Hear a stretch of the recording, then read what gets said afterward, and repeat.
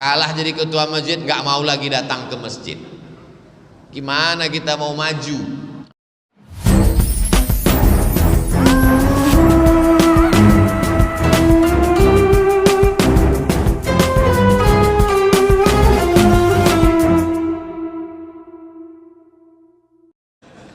Bagaimana menyikapi perbedaan pendapat antar ulama? Kalau pendapat itu masih dalam koridor Ahlus Sunnah wal Jamaah, antara mazhab Maliki dengan Hanafi, Hanafi dengan Hambali, Hambali dengan Syafi'i, maka semuanya masih Ahlus Sunnah wal Jamaah. Bismillahirrahmanirrahim, mazhab Syafi'i. Sedangkan mazhab Hanafi dengan Hambali, bismillah nyesir. Alhamdulillahirabbil alamin. Sedangkan mazhab Maliki tidak pakai bismillah, langsung alhamdulillah. Allahu akbar. Alhamdulillahirabbil alamin. Tapi kalau di masyarakat itu mazhabnya Syafi'i, maka kita tidak boleh mazhab lain kita bawa karena dikhawatirkan akan menimbulkan fitnah. Imam Masjidil Arab namanya Syekh Abdurrahman Sudais, mazhabnya Hambali. Kalau dia imam di Masjidil Haram, bismillah nyesir. Alhamdulillahirabbil alamin, arrahmanirrahim. Tapi begitu beliau diminta jadi imam di Masjid Istiqlal, apa yang terjadi? Syekh Abdurrahman Sudais membaca bismillah jahar. Bismillahirrahmanirrahim. Heran semua orang. Kenapa Syekh Abdurrahman Sudais mazhabnya Hambali, di Istiqlal dia baca jahar? Karena dia tahu bahwa orang di Asia Tenggara mayoritasnya bermazhab Syafi'i. Kenapa tadi Ustaz Somad tidak mau jadi imam? Tak bisa rupanya Ustaz Abdul Somad jadi imam? Bisa. Bismillahirrahmanirrahim. Bisa. Kenapa Ustaz tidak mau maju ke depan? Saya tak tahu masjid ini bismillah nyesir atau jahar. Saya takut kehadiran saya merusak ukhuwah di antara. Maka saya serahkan. Ustaz maju ke depan. Maju imam. Subuh tadi Ustaz jadi imam, ya. Di rumah saya, di pondok saya jadi imam. Subuh tadi, saya kalau jadi imam subuh pakai kunut. Allahumma dina fi man hadait wa afina fi man afait. Mazhab Syafi'i.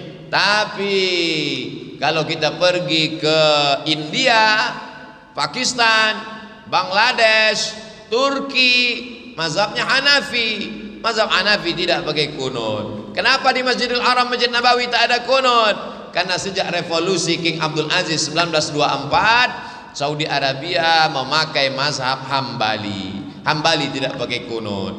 Ustadz di Maroko 2 tahun, ya. Maroko itu mazhabnya apa? Maliki. Mazhab Maliki pakai kunut, pakai, tapi kunutnya sebelum rukuk. Bismillahirrahmanirrahim. Qul huwallahu ahadunillahu samadu lam yalid wa lam yulad wa lam yakul lahu kufuwan ahad. Sebelum rukuk baca kunut. Kunutnya enggak bunyi. Kunut silent namanya. Nah, setelah baca kunut baru rukuk. Setelah rukuk i'tidal baca kunut, itu mazhab Syafi'i. Yang paling tua Hanafi, nomor 2 Maliki, nomor 3 Syafi'i, nomor 4 Hambali. Yang berkunut Maliki dengan Syafi'i. Yang tak berkunut Hanafi dengan Hambali. Yang berkunut Maliki dengan Syafi'i. Antara Maliki dan Syafi'i pun ikhtilaf. Syafi'i setelah rukuk, Maliki sebelum rukuk. Tidak usah dipermasalahkan. Yang penting sholat.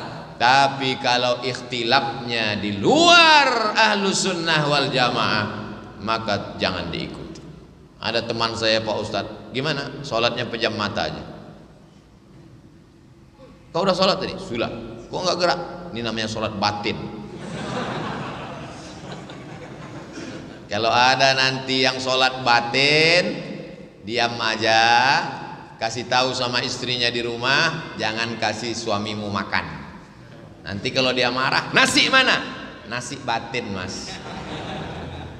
Mana ada? Laqad kana lakum fi Rasulillah uswatun hasanah. Nabi Muhammad SAW tidak pernah meninggalkan sholat berjamaah 5 waktu di masjid.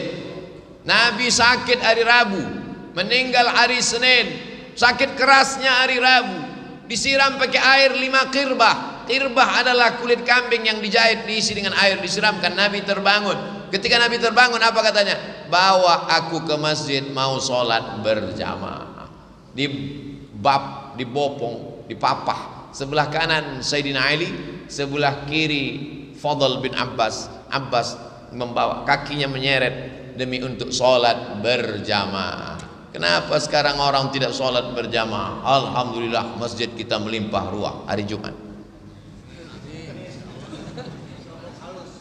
Kalau jadi penceramah, jangan angkat-angkat, bangkit-bangkit khilafiyah.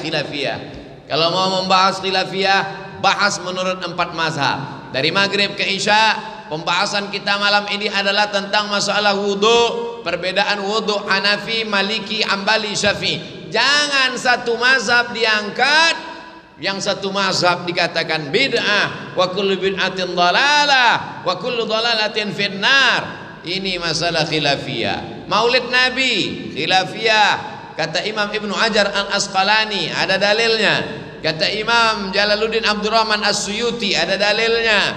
Jangan mentang-mentang kau punya guru mengatakan tidak ada maulid, lalu kau katakan semua orang yang maulid masuk neraka jahanam.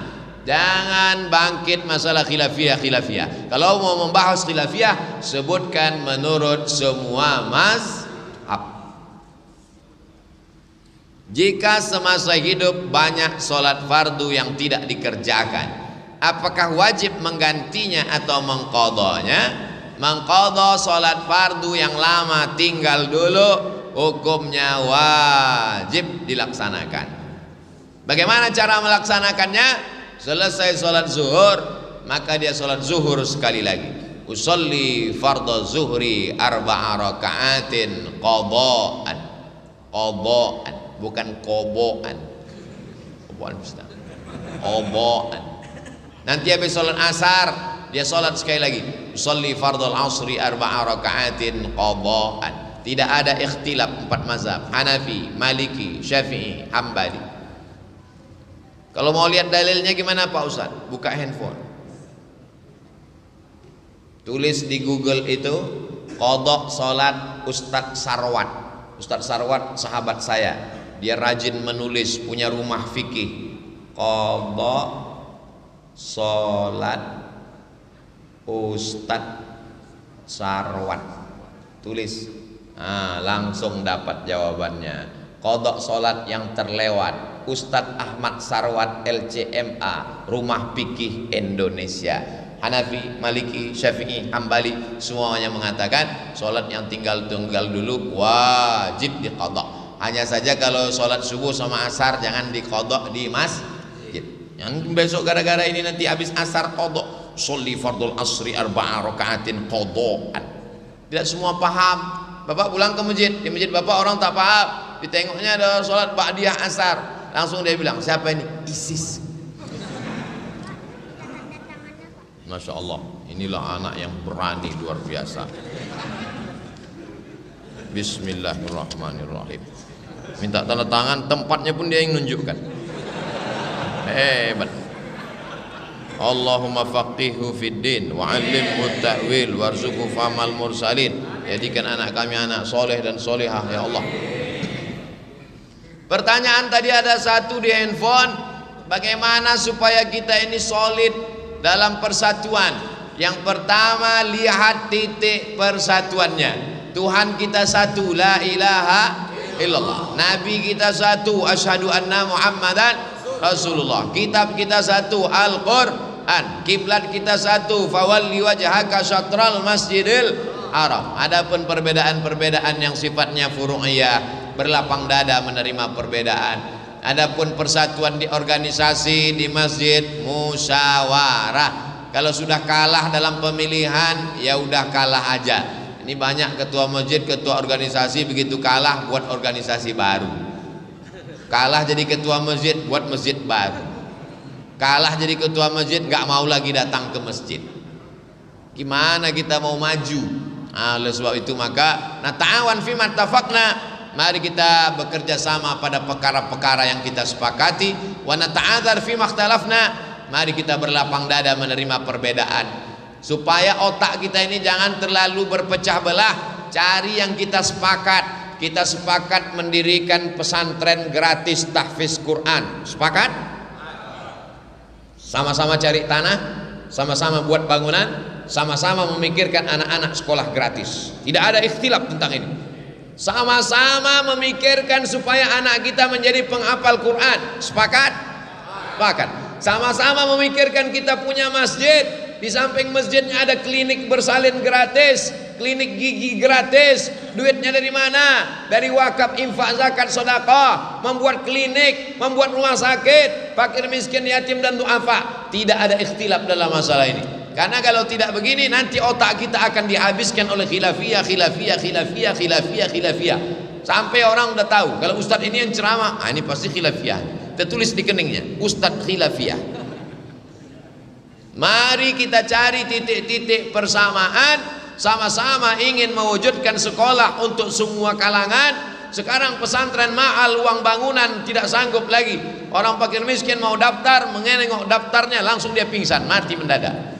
Maka kita wujudkan. Berapa banyak saudara kita di pinggir jalan yang belum makan siang, merantau di perantauan, susah anak istrinya. Bagaimana dia? Maka dibantu, support. Ini tidak ada ikhtilaf dalam hal ini. Saya tidak hanya ceramah.